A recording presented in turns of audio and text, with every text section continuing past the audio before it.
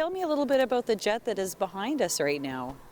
This airplane is the North American F-86 Sabre fighter aircraft.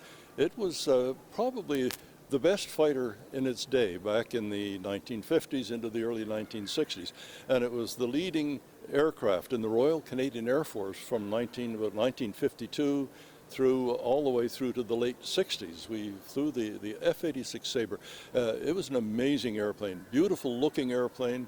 It was important for a couple of reasons. First of all, we had a lot of them.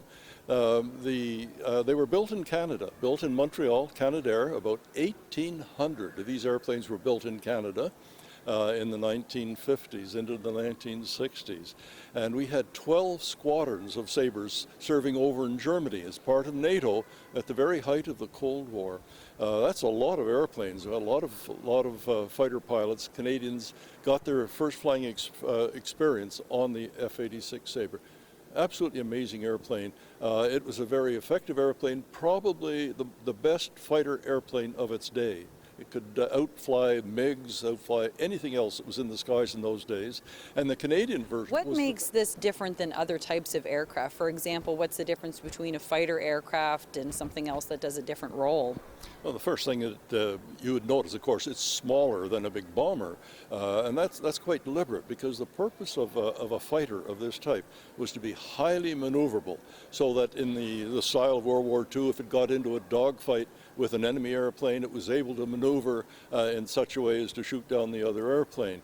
And that was the main purpose of fighters back in the 40s, 50s, into the 60s. That's changed a lot now, largely because it's the missiles that do the maneuvering. So the world has changed a lot. But in those days, maneuverability was extremely important. And that meant a lot of power, lightweight, easy on the controls. And the Sabre was like that. It was, as I said, like riding a sports car. Really. So what type of armament did this particular plane have in the 1950s and 60s? The principal armament of this airplane was a 50 caliber machine gun, very powerful machine gun. And if you look closely at the nose of the airplane, you can see 6 ports, gun ports.